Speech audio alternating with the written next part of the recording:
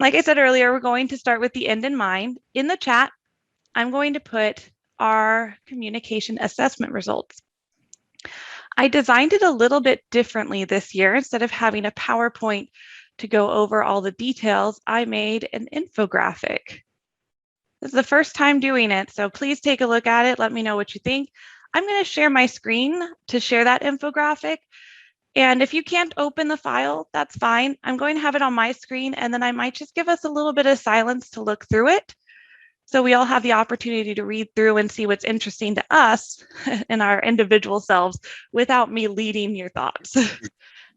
So I'm going to mute myself for a second. If you have any issues opening the document, it is up on the screen and I'll scroll through it slowly. So at the end of the document, there are some general points to ponder that I came up with that kind of relate to some of the data in the infographic. A couple things I want to highlight before I'm just going to open for any questions, comments, or thoughts. I just want to compliment everyone that was a part of the pre-norming, norming, and rating process last year, because this statistic right here is exceptional. We had 28 different people, 1,540 different ratings, and somehow 87% of us came to the same agreement. That doesn't just happen by chance, right? A lot of the people who were raters attended the pre-norming, and then they attended the norming, and then that 87% of agreement, that means that we agreed with the rubric criterion, or the way that we were applying the rubric to our students' work. So I thought that was really cool. That was impressive to me. So thank you, because that wouldn't happen without all of the people that are a part of those 2 sessions. I also want to just highlight the results and just go with that one conclusion statement. Student work met the target in all rubric criteria, which is great. We can continue improving as we go on, because all of our results were in the 70% range. So there is still room for improvement, but student work met the target in all rubric criteria. So that's all I'm going to say. Does anyone want to share something?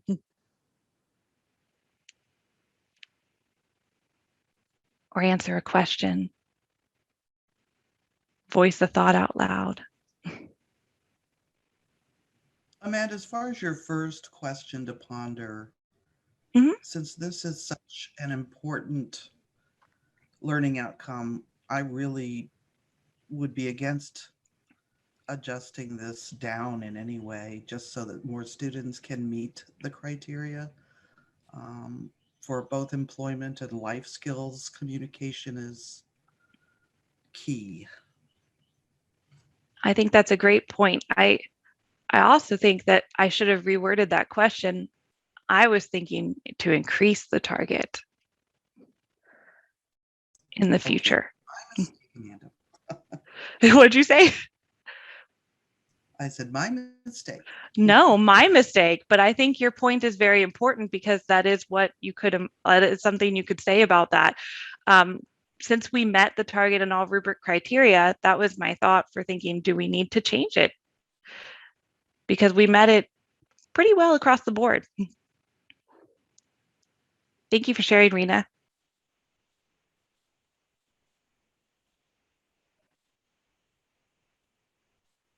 Okay, well, if we don't want to share today, that's okay, because you can always reach out and share with me another time. I know it's not always fun to share in big group settings, and it's also 9 a.m. and we're all still waking up a bit.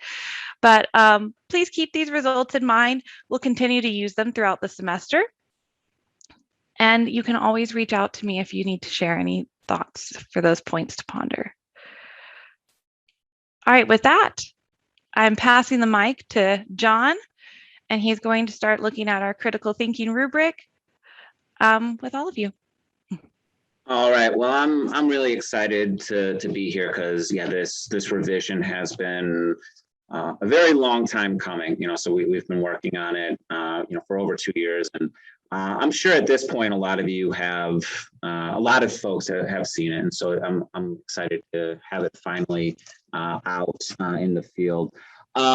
So big change that we have with the new critical thinking rubric is that we really just pared down the existing rubric. So in the prior rubric, I believe that there were 7 different criteria, and then it was kind of this complicated, convoluted system where faculty were only expected to meet 4 out of the 7, but there was never any kind of set idea of which 4 of the 7, per department or, per discipline. And so it was just kind of all over the place. And so what we did is we whittled the 7 down to 3.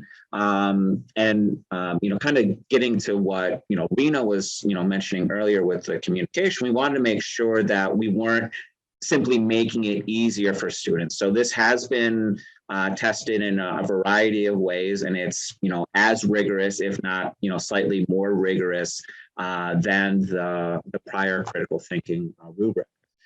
So here are the 3 components that we believe, make up critical thinking. We've got explanation, right? So a student, before they can, delve into the, larger aspects of critical thinking, they need to be able to summarize the issue to understand the problem at hand. Then we move to evaluation. So here, it's one thing to say, okay, here's the problem. But the next thing is to, go out and find all of the different pieces of information that exist out there in terms of potential solutions, et cetera, et cetera. And so we want students to be able to show that ability to identify, multiple viewpoints or perspectives, to synthesize, those perspectives, and make sound judgments about what information is good, what information, is not as good. And so, yeah, that's kind of where we get at with evaluation. And then with results and conclusion, obviously, we want students to be able to, kind of go through all of this, go through the information in a strong, meaningful manner, and then, make a good, solid conclusion at the end. And so we'll, as we go through, what's going to happen is we're going to go through each of the 3 criteria. And when we do that, we're going to go through one, go through the language in it, and then we're going to go out and we're going to break out into breakout rooms. I know it's everybody's favorite thing to do. And, we're going to spend about 10 minutes talking about, the different language there. A newer part of this rubric that has not been a part of prior rubrics is that we are sending along a glossary to help us define some of the, and you'll see here, the first word is ambiguous, right? And so in the past, there has been some ambiguity about what certain words mean. And this has been an issue of, not huge conflict or anything like that, but, this is where we end up with, the larger sources of disagreement in norming events and things like that. And so we want to, make this process as streamlined and as conflict-free as possible. And so we've just provided this glossary. So we have a very sound idea about what exactly these words mean. And so when you see these words in the rubric, just kind of come back to the glossary. It's going to go around with the rubric. So, ambiguous just means the information can be interpreted in more than one way. Analysis is deconstructing an issue into component parts. Innovation is providing new thoughts, ideas, or outcomes. Issue, obviously just the topic to be discussed, logically organized. Again, a lot of these things are things that, are fairly, I think, self-explanatory. We want to make sure that, students are going through a consistent, well-presented argument. And then viewpoint is any theoretical, individual, cultural, or other appropriate perspective. And so we want to make sure that, there is applicability for these criteria across discipline, across subject, across department.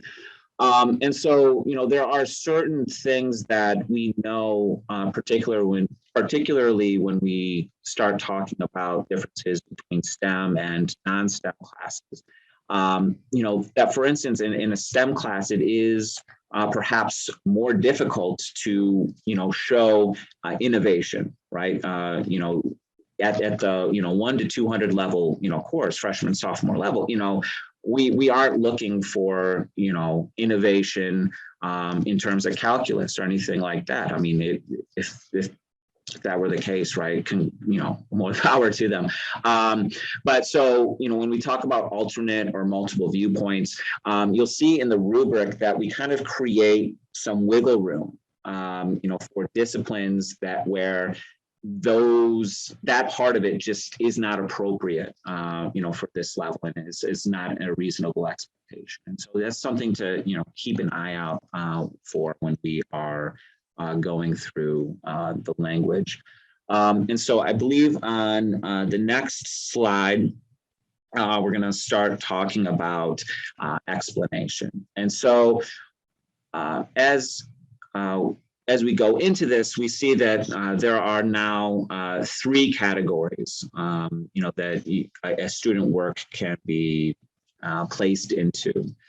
There is the 2 that are most important are developing and emerging. So for emerging, that just means the outcome has not been met.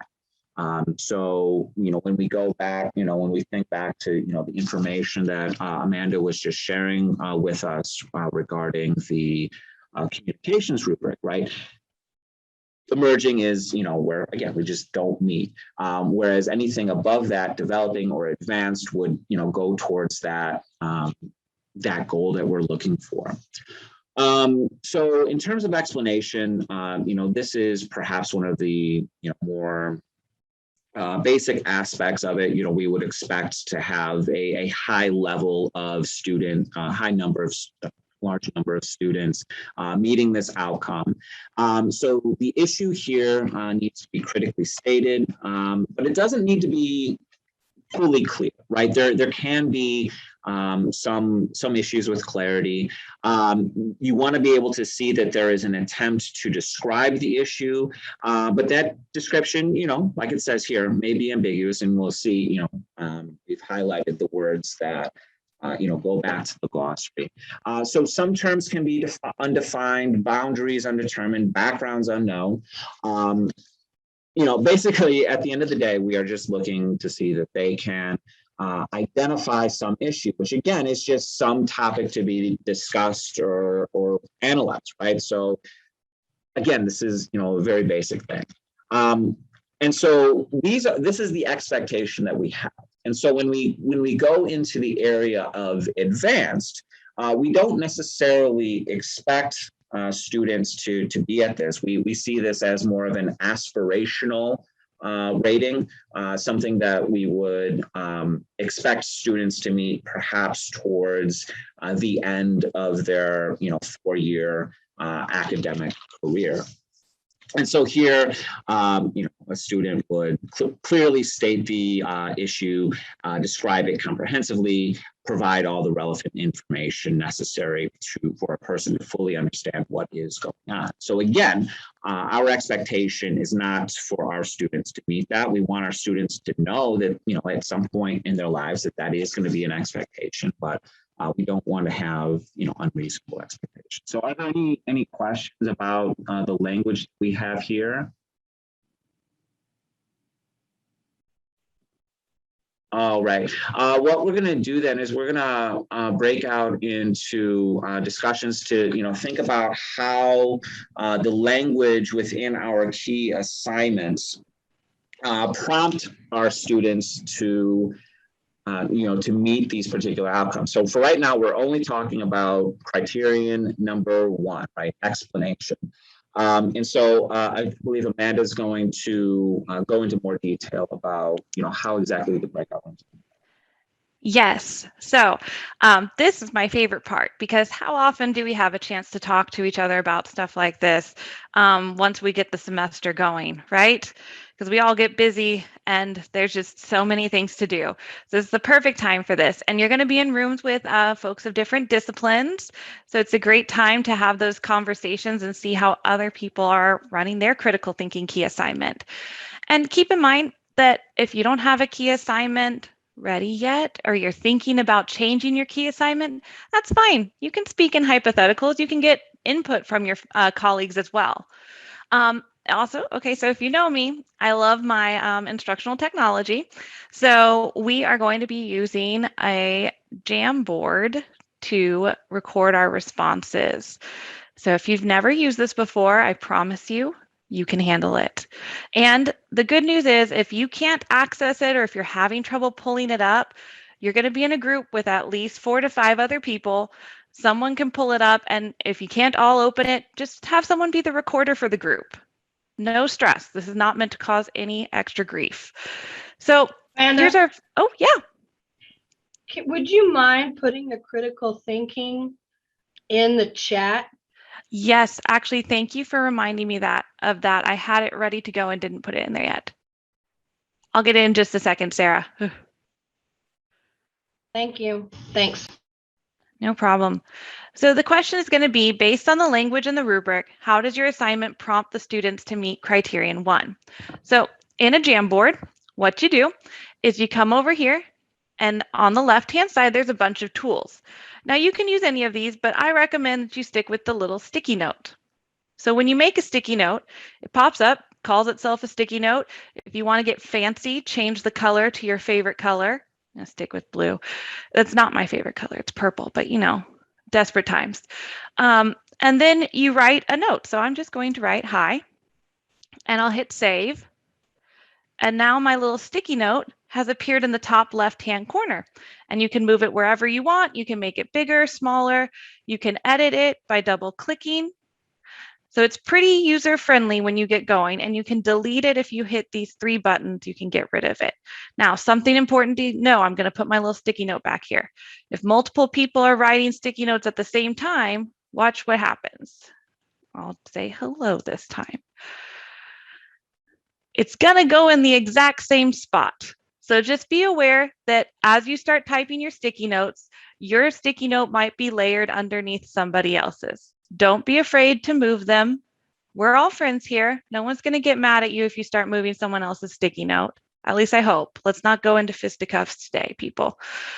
So for each breakout room, I've made a different Jamboard. Let me delete my little sticky notes. And I'm going to give you a link so that way you can try using the Jamboard too before I send you to your breakout rooms. All right, link is in the chat. So if you want to open it and test it out, by all means, do so. And like I said, if you can't, you're going to have people in your room that will be able to. Now, the next important thing I want to direct your attention to is up here at the top where it says 1 of 8. I made 8 different Jamboards. We probably won't need all of them, but if you click where it says 1 of 8, you can choose which slide to go to. It's all the same questions, but I thought to make it easier so there's not a million Post-its on one page, if you're in breakout room 2, you'd go to slide 2. If you're in breakout room 3, you'd go to slide 3, and so on and so forth. And again, you get there by clicking the 1 out of 8.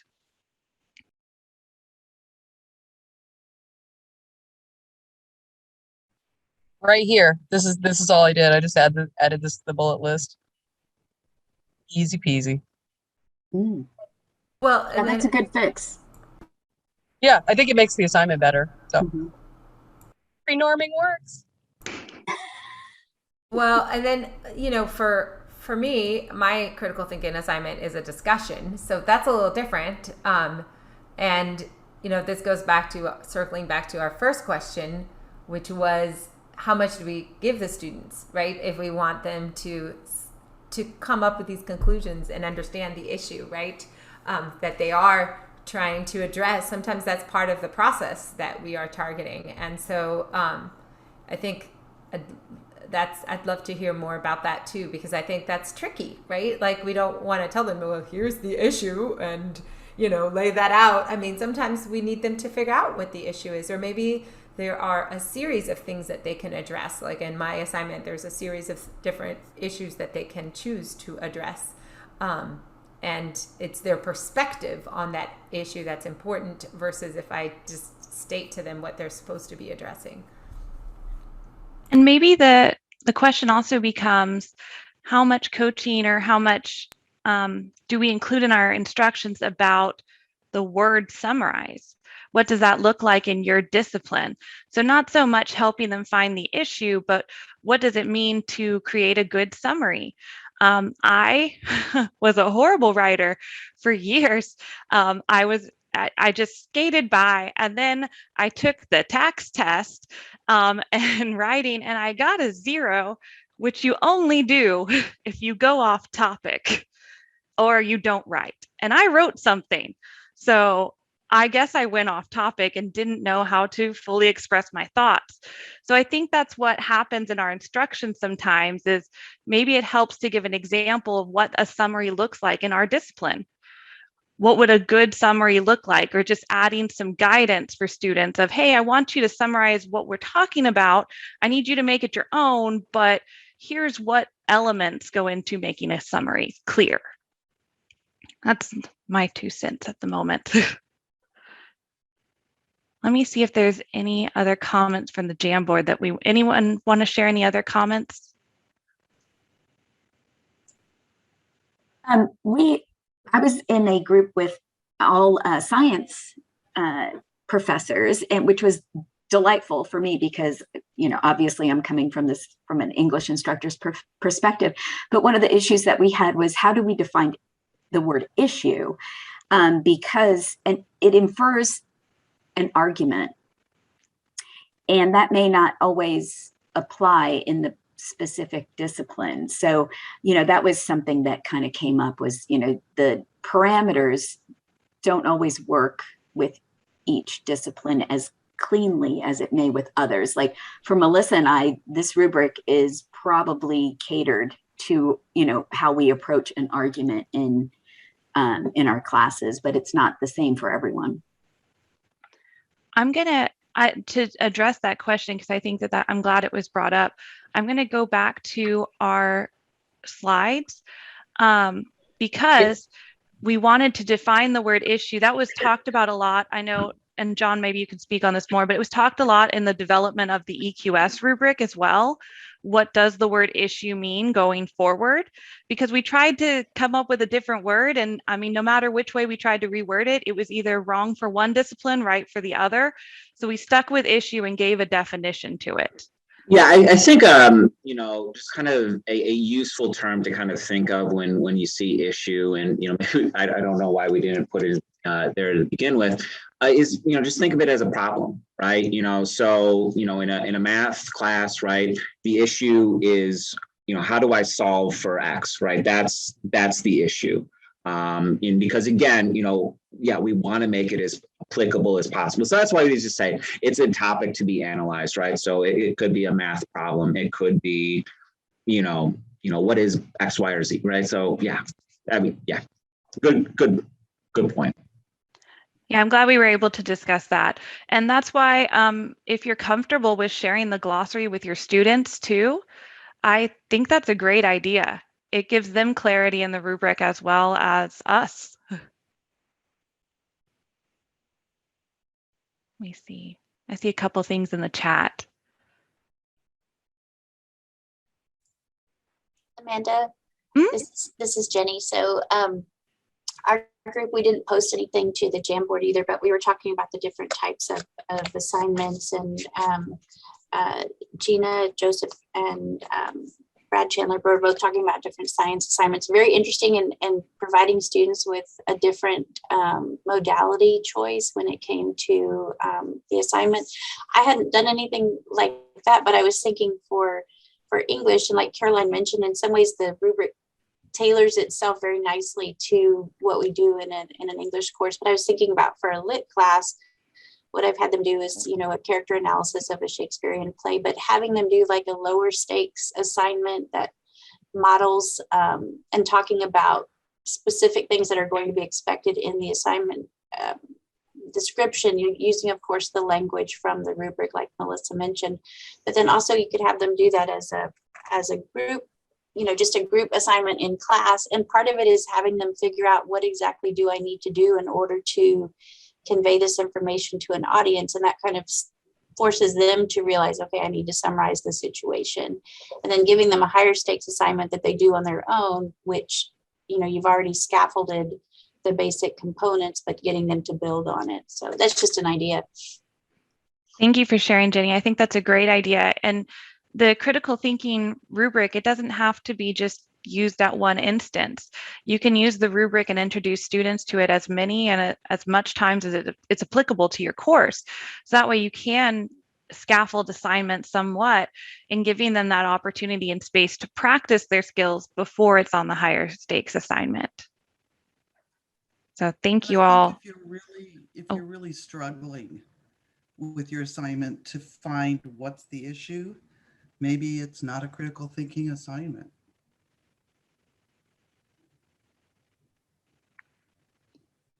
And that's something we have to consider as well. And I think what I saw in the chat is something about discussions and effective discussions as well. I think that's great discussions for their Canvas introduction. Thank you for sharing that as well. I think, John, should we move on to the next criteria? Are there any other thoughts? I don't want to cut anybody off because we're having some great discussions and rich discussions.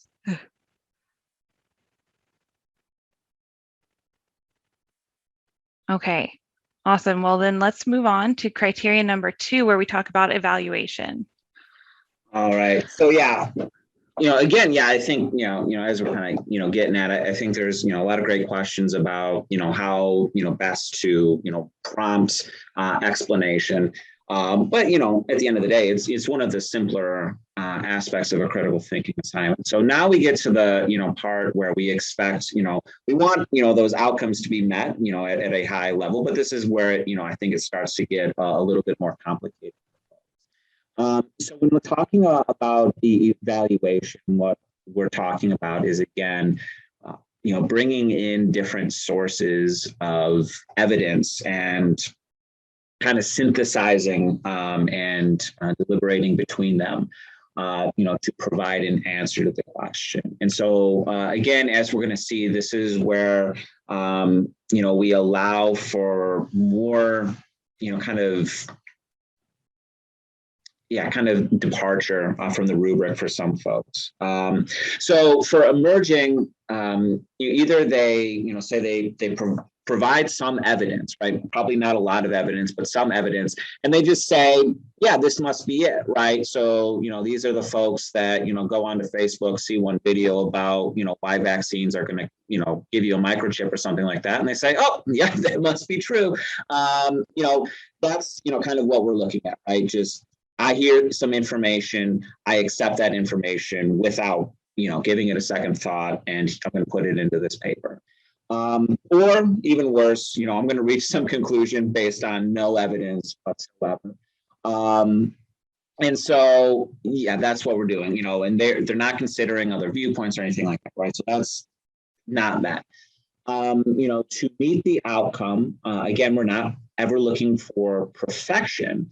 But we are hoping that they bring in, at least, some evidence to understand, different parts of a problem. Analysis is attempted, but not necessarily successful. So again, with analysis, right, we are simply saying that there is some examination done by deconstructing an issue into its component parts. So again, that's one of those things that we've written it in such a way that, even when, we're solving, working with some problem within sciences, within mathematics, that, if we're doing, calculus equation or something like that, right, the student is, deconstructing, all of the parts of that formula, right? And so that's what we're looking for.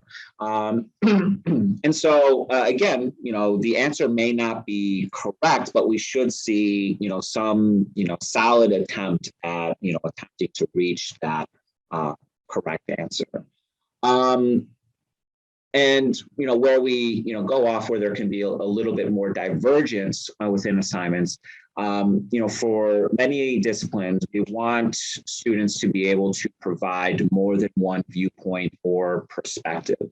And so students should be able to identify those different perspectives, explain those different perspectives, and identify why they might be different, where there would be agreement, disagreement, etc. Now here, and this is the key word or key phrase, from here on out, when appropriate, right? So we need to be able to recognize that there are points where these things are not going to be appropriate for certain disciplines, right? Because they're just, for some questions, there aren't, multiple viewpoints. There can't be multiple viewpoints.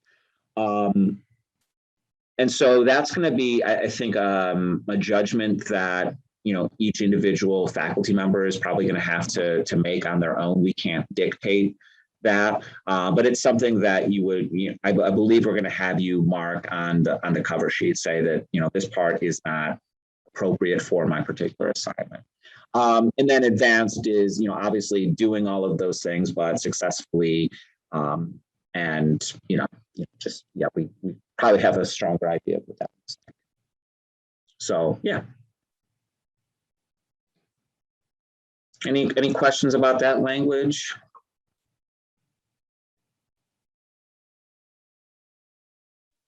I was muted. Okay, there was a good question in the chat from Nathan. He's saying, should student feelings or emotions count as evidence at all? In ethics, much is built upon moral intuition. I mean, I would say so, right? It's a viewpoint, right? So, when we're bringing in our own personal viewpoint, yeah, perhaps my viewpoint isn't necessarily rooted, in solid logic or anything like that, but sometimes we have to have viewpoints that, aren't, directly related, and it's about exactly how we feel. And so, yeah, I think that would be perfectly fine. I would, hear other viewpoints on this issue, but I think that works. I agree with you, John. I was waiting to see if there were any other viewpoints, as you said, but that's kind of what I put in the chat too. I think that that's in gathering more than one viewpoint or perspective in the issue, and you're considering that. And I think that's still evidence that you're gathering. You're trying to know your own thoughts and emotions before you draw some sort of conclusion. So I think that still works in different disciplines. Any other questions about the wording of the language? Because that was a good one.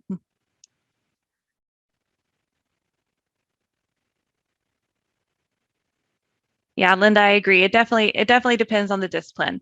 And I think for Nathan's discipline, it's relevant for philosophy and psychology.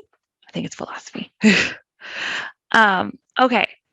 If there aren't any other questions, please ask away. I'm going to go ahead and put the link to the next Jamboard in the chat. Amanda, do you think you could put the glossary in there too? I think that would be. Did it go through? After you all went to your breakout rooms, I sent a physical copy of a PDF of the critical thinking rubric. The second page is the glossary. Yeah, it came through, Amanda. Okay, and I can send it again, but the second page, we went ahead and made that one document. So first page is the rubric, second page is the glossary. So I'll put that again in the chat just in case. There's Jamboard number 2.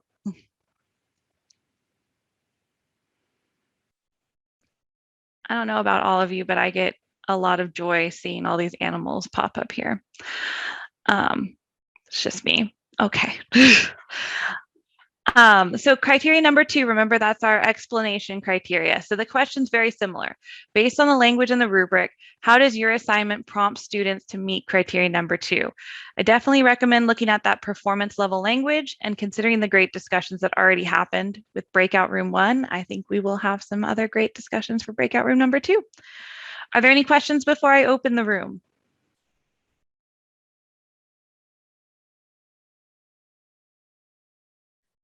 All right. Welcome back to the main room, everyone. I saw some great little Post-it notes popping up while I was I was creeping on your Jamboards.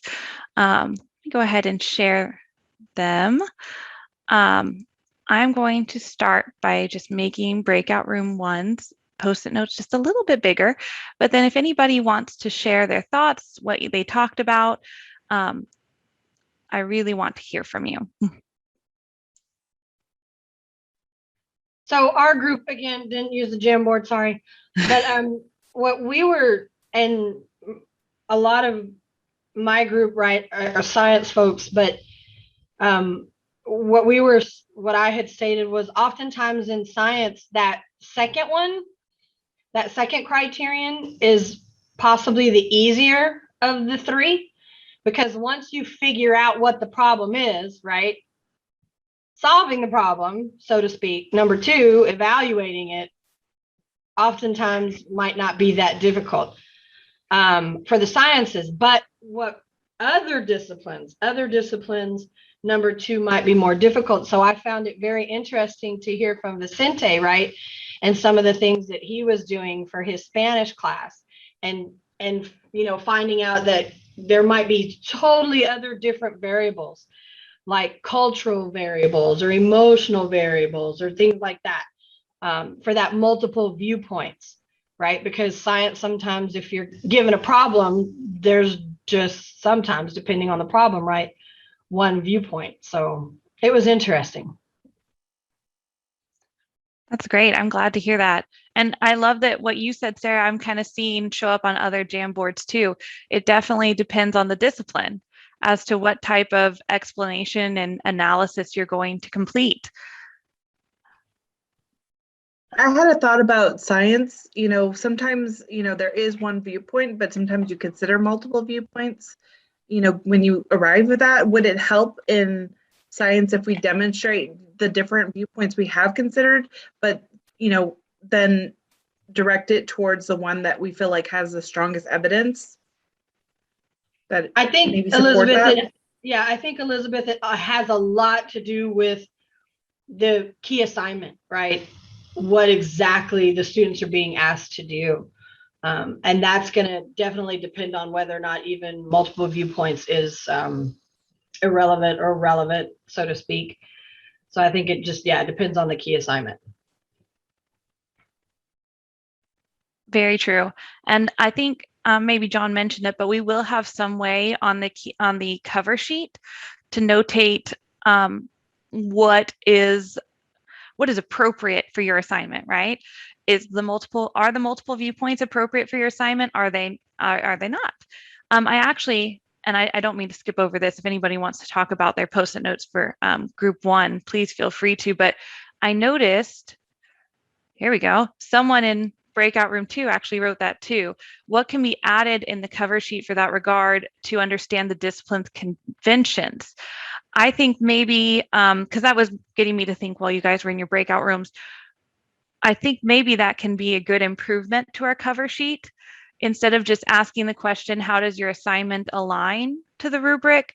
Maybe adding a question about how is this covered in your discipline, or what does an explanation mean in your discipline? So that way it can shed just a little bit of light for anybody that's not in the same discipline as to what they could be looking for in the student work. Yeah, just as you. Oh, sorry. Sorry, Amanda, I think you hit it right on the nail, because in our group, we also talked about how, critical thinking is done by everybody. Everybody does critical thinking. And I honestly would not know, right, Vicente's, cultural issues, right, that students bring up, or the emotional, I don't know that. So I think that's great. I definitely applaud that. Yeah. Just as you were talking about that, right? Kind of, a thought that came into my head was, when we go through the actual norming session, early next year, maybe it would be an interesting idea to have perhaps a, for lack of a better term, disciplinary representative, come up and, say in front of the norming session, here is our disciplinary convention in terms of this. And so, at the norming session itself, it's not just, within a cover sheet that might, be easily missed, or someone may not, articulate it perfectly.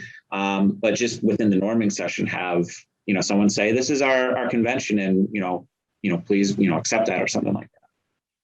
Our group actually mentioned that, my wonderful science gentleman, a subject matter expert, kind of, someone to consult with, if, rather than looking at an assignment and saying like, oh, this doesn't really work, or, whatever, or it's off topic or whatever. So I think that's a great idea, and a good change that we can make to our norming session in the spring. Thank you for bringing that up. Oh, Adeline, go ahead. No, and then one of the things, and then I know Melissa's writing some things on the Jamboard because we forgot to write in too, but she's doing some things now for us. But one of the things that we talked about too, which I guess is going a little bit more into the norming, but was, truly, when we look at this and thinking about advanced, developing, and emerging, and looking at the rubric language right now, depending on the discipline and what's asked, it's going to look very different. The word comprehensive really kind of was a word that we discussed in depth, because comprehensive is very different in my discipline, for example, music, than it would be for Debbie in her discipline, right? As far as gathering data, what does comprehensive data mean for me? And does that mean that it's not advanced? My particular critical thinking assignment that I brought to the group today is a discussion that's going to look very different than a research paper, right? So I think that having a discipline expert could really help and enlighten that conversation for us, and understanding the multiple perspectives that also came up for us. Because a multiple perspective might look very different in chemistry than it would in music, right? And that could really help. But I don't know if did you guys, because that comprehensive is truly what separates between advanced and developing, right? And like even one of the things that Rena said was like, our students are freshmen and sophomore level. Are we really expecting research papers, comprehensive and successful analysis, at sophomore level is going to look very different than it would at a senior year. Well, and that's an important point, but, so we have to remember that with the advanced, we don't have freshmen and sophomores in mind. Here, we are looking at expectations that would be held for, say junior and senior level courses, right? So, so our thinking process when we were developing this is that the advanced should very rarely be used, like very, very, very rarely.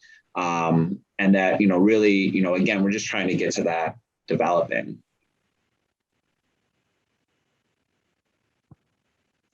These are all great conversations. I want to keep an eye on the time because I want to make sure you all have enough time to discuss the results and conclusions section as well.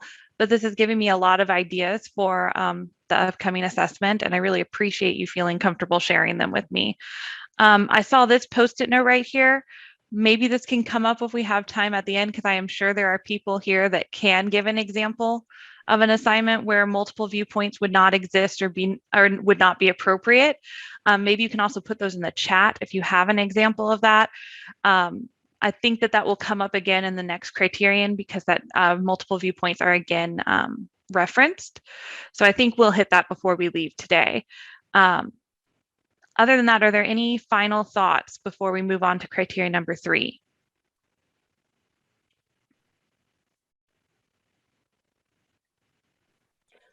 Concerned about the evaluation criteria, where you're telling us that the population that is being evaluated can't be expected to attain the highest level. I understand what you said, but if we know that our population are freshmen and sophomores, then the highest criteria should be what you would expect a sophomore to do in this particular assignment, not a senior that is not in our population. So that's just my opinion. I agree, Dr. Keck. And I think the intention, and John can always correct me if I'm wrong, because I do believe that there are two sides to this decision that we made with the rubric. I think that the intention was to show students what a senior assignment would look like, or what the future is to expect. And that's not saying that our students cannot reach that level. I'm sure you have students that can, especially depending on the assignment. But I think that was the intention, was to not make them feel like they can't reach that goal, but to make them aware of what that goal would be in the future when they're continuing their education.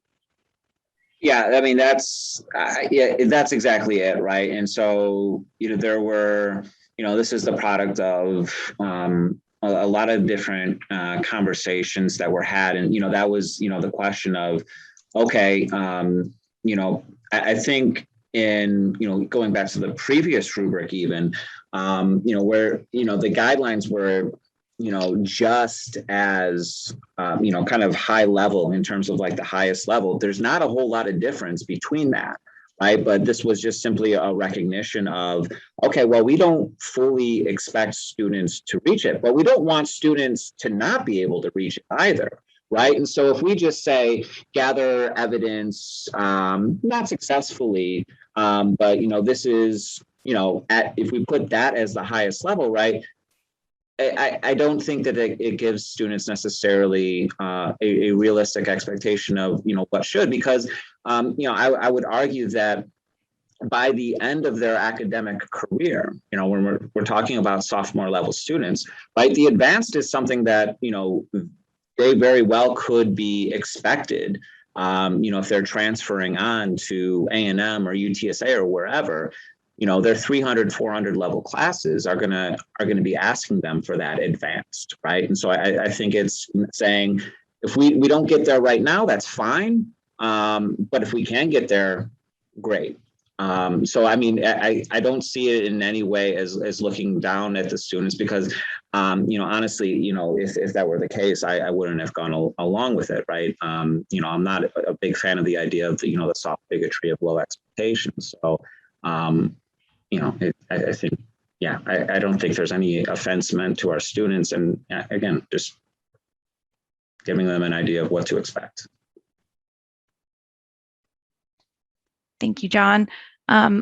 Let's go ahead and get to the results and conclusion criterion, because we are running short on time and I want to make sure you have plenty of time to discuss this. John, do you mind reviewing this one, or do you want me to? I'd be more than happy to do it. So yeah, excuse me. So results in conclusion, right? So, I think this is one of those tricky ones, because, looking at a lot of the, responses to the last one, right? This is, talking about logic, right? This is the logical outcome of evaluation, right? What's the point of, going through all of these viewpoints, et cetera, if we're not somehow also, reaching some conclusion, right? And so, we want to make sure that the conclusion is logically organized, and, it is, they are somehow tying that conclusion to evidence that they have presented, right? So the emerging not met is simply, they've got results. They're not tied to, any sort of evidence that's been presented. Viewpoints are not integrated. Basically, I don't know exactly how this works. Because basically, I don't know what a student would have done here. But yeah, what we're looking for, from our students is that, they've got results and conclusions that are tied to evidence. Perhaps that evidence isn't that strong, right? So this is kind of, again, it follows, right? If the evaluation part is not strong, probably the conclusion is not going to be as strong either. But as long as they're making that attempt, we're good with that. The results may not be logically organized. And then when we get to the when appropriate section, here, innovation would be nice to see, or an attempt at innovation. So maybe they come up with a good idea or a good question or something like that. It might be half baked, but, by golly, they've tried. And, again, trying to integrate, multiple viewpoints, but again, not necessarily successfully. And again, that's one of those when appropriate. And then, for the advanced, we're, looking for those things, but, better organized, better integrated. We will have our same groups for another 12 minutes, and then we will wrap up quickly when we come back. Again, thank you so much for all of these great discussions that are happening.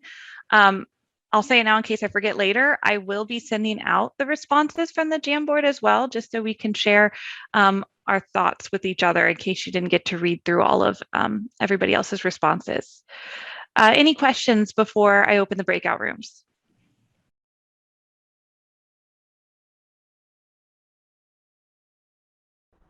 Let's review the assessment process and timeline for the fall for our 2021 assessment of critical thinking. First, let's review a key assignment. Key assignments are an assignment that prompts students to demonstrate proficiency in all criteria for the critical thinking rubric. Now, the key assignment is meant to be a regular part of your course curriculum, meaning it's given every semester, every term, and it's completed by all students in the course. Now, if you're thinking I don't have a key assignment, well, a key assignment is not meant to be something extra that you feel like you need to create for your course. A key assignment can be something that's already in your course, created as an assessment for students. But maybe if you're thinking about it now and you're looking at the session for the pre-norming, maybe you're thinking, oh, I might need to tweak some of the instructions to make it align better with the rubric. That can be a key assignment, something you already have, but maybe the instructions are tailored to where it prompts students to meet those criteria in the critical thinking rubric. We collect student work, which we call artifacts, as students submit the key assignment. Now, faculty don't need to submit them exactly when the student gives them the key assignment. You can wait until the end of the semester, wait until the assignment due date is over to submit all artifacts for any students in your course. We ask that you remove all identifying student information from your artifacts, meaning specifically the name and the banner ID number. Now, I know that there might be a couple other bits of information that might be harder to remove. For example, if you have a video of a student and that's your key assignment, but we really want to focus on removing the name and the banner number because that removes at least that layer of identity and tries to keep the key assignment anonymous. Next, you'll fill out a cover sheet for your key assignment. The cover sheet is your way of giving the raters that will rate your student work in the spring kind of a glimpse into how your key assignment aligns to the critical thinking rubric. We all come from such a variety of different disciplines, and it gives us an opportunity to share what critical thinking looks like in your discipline, because someone from another subject area might not understand that. Finally, you submit the artifact with the cover sheet that will also have the assignment instructions in it to a Dropbox link from me. Just to give you an overview of the timeline, our classes start on August 23rd, and the key assignment should be incorporated into the course at this time. Remember, regular part of the curriculum. And then our census date occurs on September 8th. After the census date, I work with IR to create our assessment sample, and all faculty with students that are in the sample will be notified either in late September or early October. Finally, December 15th is when we'll need all artifacts submitted, or communicate with me if an artifact is not submitted by the student. We know that things happen outside of our control. Students drop the course, or they don't submit the assignment, or there's some other extenuating circumstance. In addition to submitting the artifacts that are turned in by students, please also just send me an email explaining why maybe I don't see an artifact for a student. It's how we keep a record of our students in the sample. Thank you for attending the Critical Thinking Pre-Norming session for Fall 2021. Please reach out to me, Amanda Harrison, if you have any questions. Thank you.